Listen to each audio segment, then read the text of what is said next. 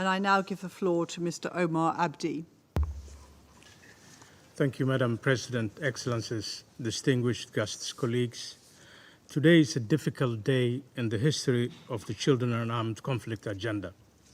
This year's report from the Secretary General includes both the highest number of grave violations ever verified by the United Nations at over 27,000, and the highest ever number of situations of concern at 26. UNICEF is gravely concerned by the plight of children in the situations most recently added to the report, including Haiti and Niger this year, and Ethiopia, Mozambique, and Ukraine in 2022.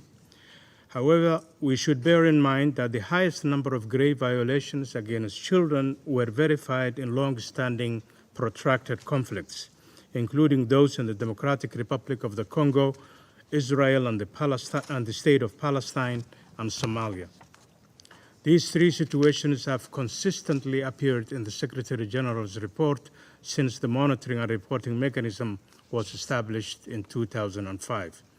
Meaning that children in these contexts have faced unrelenting grave violations for years, and in some cases, in some contexts, have faced unrelenting grave violations for decades, like the children in the State of Palestine. Due to recent escalations, we expect verified violations in at least some of these situations to increase over the coming months.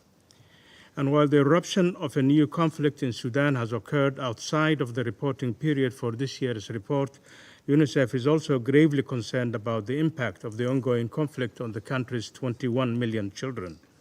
More than 1 million children have now been displaced by the fighting, and the UN has received credible reports under verification that hundreds of children have been killed and injured. Excellencies, the CAG agenda is effective. As we discussed at last year's open debate, there are countless stories of the positive impact that the CAG agenda has had on children affected by conflict globally. At least 180,000 children have been released from the ranks of armed forces and groups since the year 2000. And 39 action plans have been signed since 2005 in 18 different situations of conflict. These action plans have succeeded in preventing and ending grave violations against an untold number of children through proactive measures taken by parties to conflict. In the Democratic Republic of the Congo, for example, implementation of the 2012 action plan led to a significant reduction in the number of children recruited and used by the FARDC, including the screening and separation of over 1,100 children, leading to the delisting of the FARDC for that violation. One of the greatest strengths of the Children and Armed Conflict agenda is the UN's monitoring and reporting mechanism for grave violations, which serves as the evidence base for this report. This data is reliable and robust. It measures up to the scrutiny that comes with UN verification. Trained child protection experts meticulously collect this data impartially, independently, and neutrally, in line with fundamental humanitarian principles. We stand behind the veracity of this data and call on member states to do the same. Critically, this data enables the UN and its partners to better target our efforts at preventing grave violations and supporting children who have experienced grave violations. For example, it helps UNICEF target prevention actions and responses to tragic incidents like the one that killed 27 children and injured 53 others last month in southern Somalia after ordnance exploded at a playing field. While UNICEF reached more than 9 million children globally with explosive ordnance risk education in 2022, the perils of widespread weapon contamination requires us to do more. Similarly, our understanding about where recruitment and use of children is happening allows us to engage with parties to conflict for their release and to provide those children with support. In 2022, UNICEF and partners provided more than 12,460 children with reintegration or protection support. The UN-verified information reflected in the Secretary General's report also serves as the UN's entry point for engaging with parties to conflict to urge them to take measures to better protect children. Over the past 18 months, several parties have committed to steps for the protection of children because of the UN's engagement. For example, handover protocols adopted in Burkina Faso and Nigeria last year outline steps necessary to protect children encountered, detained, or identified in the course of conflict, including their swift transfer to civilian child protection actors responsible for their care and protection. We also applaud member states who made bold commitments to keep children safe during last month's Oslo conference on protecting children in armed conflict. These included South Sudan, which committed to endorsing the Paris commitments and principles and the Vancouver principles and incorporating them into national legislation. Somalia, which committed to ratifying the optional protocol to the Convention on the Rights of the Child on Involvement of Children in Armed Conflict, and the government of Norway, which committed 1 billion Norwegian kroner to programs that prevent and respond to child rights violations in situations of armed conflict. These countries should be commended and supported in their commitments to strengthening protections for children, and we encourage others to follow their lead.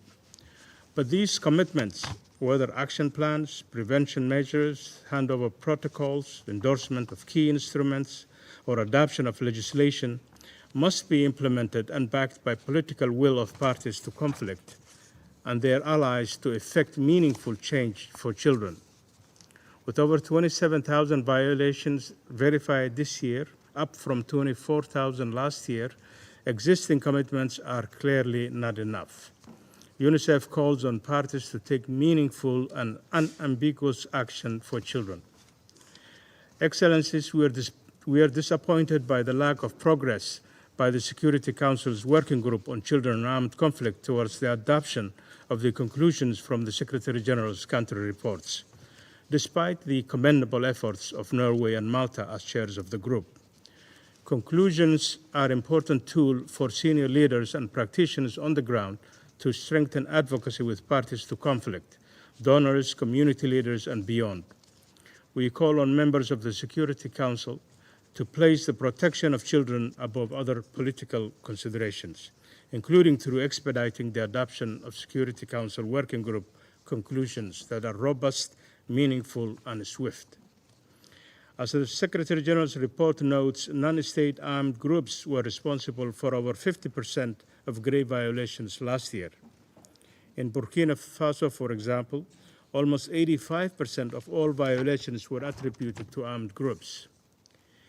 Yet far too often we encounter state actors who wish to prevent or curtail the UN's engagement with armed groups or de facto authorities for political reasons. Let me be clear, UN humanitarian engagement does not legitimize these actors. In order to continue making a difference for children in conflict, including through the provision of services and dialogue to end violations, we call on member states to enable and support the UN's engagement with armed groups, including with armed groups that may be designated as terrorists. As the number of countries on the children and armed conflict agenda grows, so too does the number of children in need of our protection and support. UNICEF co-leads this work in all the 26-plus countries that are part of the agenda.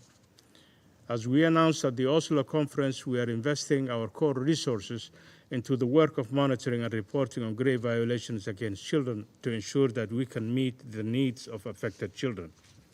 But the UN depends on the support of donors to sustain our efforts to provide children with the humanitarian services they need and to document grave violations. We call on member states to scale up support to the UN's efforts.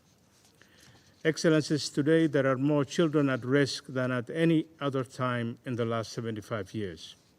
The reason for this is plain to see.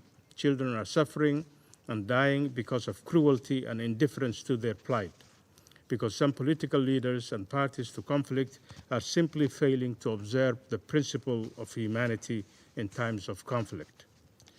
In closing, Madam President, and on behalf of UNICEF, I urge all states and entities to join us in putting children first and protecting them today so they can grow up to create a more peaceful world for future generations. I thank you. I thank Mr. Abdi for his briefing, and I now give the floor to Ms. Violetta.